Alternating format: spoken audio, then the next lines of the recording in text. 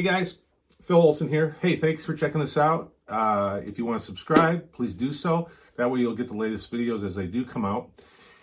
Today we're going to be looking at another section in volume 2, and we're going to discuss the cage method versus kind of what I've developed this into, which is I call the DCAGFE method. And what does that mean? It means daily chording activity guarantees future expertise.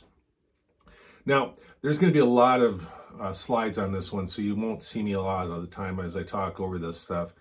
But I just want to preface this with understanding certain things.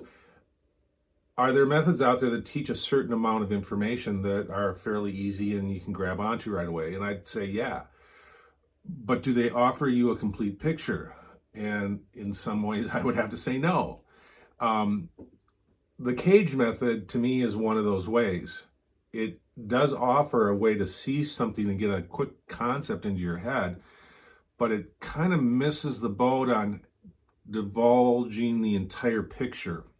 And what I mean by that is, if you've never heard of the cage method, it's CAGED, and that stands for the C chord shape, and the A chord shape, the G chord shape, the E chord shape, and the D chord shape.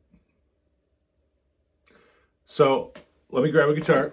I'll show you what I mean by this just real quick. All right. So here I am playing a C chord using the C shape, and right where you should to play a C chord. Here I am playing a C chord using the A shape, and a C chord using the G shape, and a C chord according to them using just the E shape, and then a C chord just using the D shape.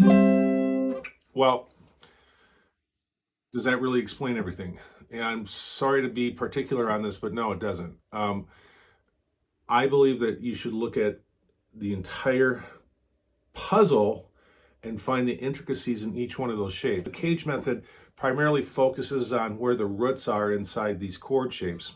And as you know, we're doing some theory, so we're talking about what makes up a chord. And the root is one of the notes that make up a chord, but how many notes do you need in a chord to be called a chord? You need 3, okay? You need the root, the third, and the fifth if we're talking about majors. If we're talking about simple minors, root, flat, 3, 5, but you need 3, all right? That's why it's called a chord. Are there slang terms like power chord? Yeah. And does that mean it's a chord? Well, technically it's not a chord. It's only 2 notes. It's the root and the fifth. The melody of songs that use a root and a 5, like power rock chords, that's what they call them, power rock chords, right?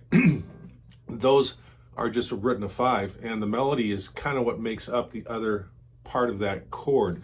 So you're going to have a third or a flat third or other notes that meander around those that are most of the time diatonic within the key. Sometimes they're going to vary off from that. And there's nothing wrong with that. It's just a side note.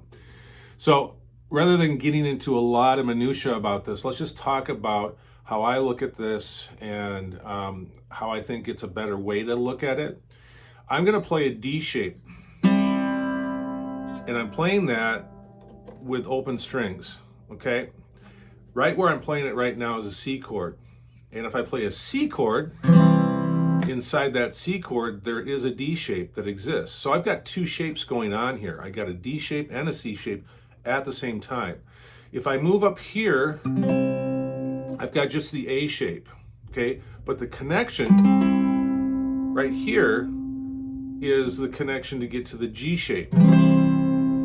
See, down here it's a G chord. Up here it's a C chord using the G shape. Now, if I come up here and I just play these top 4 strings, I'm playing the F shape. They bypass this in the cage method. They just call it the E shape. So here's an E chord, but again, are there 2 shapes that are classic shapes that you learn when you first start to play chords in first position? And yes, there are. There's the F and the E. Then I'm up here now, just focusing on the D shape, but again, that's a connection back to the D and C shape.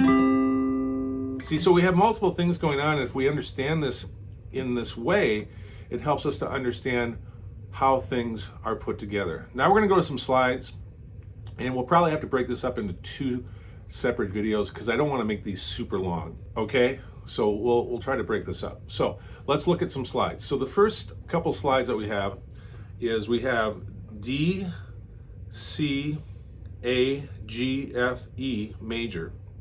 And if you look at all these are all as if you're playing these in first position, or what you would say near first position, or open chords. Because if you look at how they're laid out, you see that there's zeros that show open strings. And these are the traditional chord diagrams that you're going to see when you're learning how to play these chords for the first time. Okay? Now remember, when we're looking at these shapes, we want to look at how they're actually put together. And if we look at the next couple slides, the first one is C major, but I'm using C major with 2 different grids. If you look at the grid on the left, you'll see I have open circles for the strings. And if you look at the grid on the right, you see I have dark circles for the open strings. And visually, if you look at it like this, it makes such a huge difference because you'll start factoring in those open strings as important, just as important as you putting your fingers down on the neck, right? I mean, if I put my fingers on the neck, I'm focusing on my fingers. I'm not focusing on the open strings. When you're playing and you're trying to learn how to play chords, just starting out, you're not thinking about those open strings other than you want them to ring out. But are you factoring them in as part of the shape? Most likely not, okay? And this is the difference with trying to learn the neck as a whole. If we do this, let's go look at now the G shape.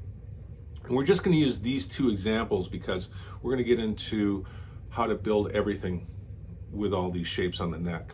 And it's going to be in multiple stages because we're going to have to go through repetition on this to kind of drive these points home. All right, but let's look at the G shape.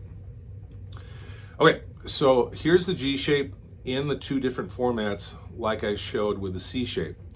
You can see that the one on the left has 3 open strings, and you can see the one on the right has those open strings darkened as if it's part of the whole shape. Do you see how this makes a difference when looking at this? Visually, it's just such a contrast, okay? And if you know your shapes, you know that shape that's with the open strings, that could be termed the classic A shape. Okay, we're going to stop here and we're going to dive into another video and we're going to look at connecting all of these shapes just by looking at the shapes, not by looking at roots, 3s and 5s. We'll get to that, but we want to do this in a step-by-step manner. All right, so we're going to stop here and we'll get to a new video talking about all these shapes with diagrams. And remember, when we're talking about a shape, that doesn't mean we're talking about the chord that we're producing. So we've got 2 different lingo things going on. We've got, hey, I'm playing a C chord using the C shape. That means I'm here, playing the C chord using the C shape. Or I could say, hey, I'm playing the C chord using the G shape. And that would mean that I would have to be up here on the 5th fret and 7 and 8 doing a G shape. So we've got the chord you're playing, the actual chord, and the chord shape you're using. So just one more example. Here's a D shape as an E chord. You can hear that. Here I could do it like this. That's an E chord using the D shape, and the larger one too at that, because I'm borrowing back here. Here's an E chord using the E shape. And by the way, inside the E shape, there's also the F shape with the open strings. Okay, we don't want to forget that. We want to factor that in. This is the easiest one that most guitar players see, because when they go up to play the F, a lot of them do it like this to start out with. And there's the E shape, and the F shape is 1. Does that make sense? We want to factor everything as a whole, and so we're not missing out on anything. And in the process, we're going to break all these down eventually into 3-string chord shapes. But initially, we want to get this concept out. We want to do it in a couple different ways, talking about it so that the point gets driven home and the concepts eventually you get. All right, so that's it for this video. We'll do another video with a lot more definitive chord diagrams, and we'll basically take a C chord and climb all the way up the neck on it using these basic 6 chord shapes. Remember, daily chording activity guarantees future expertise.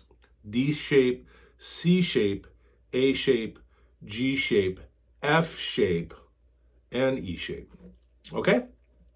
All right, guys. See you on the next one. Thanks for watching this video. Again, I'm Phil Olson. To purchase the Awesome Guitar Series, click on the link below. It'll take you to Amazon. You can see full descriptions of each one of the volumes. After you've made your purchase and you receive them, go home and practice.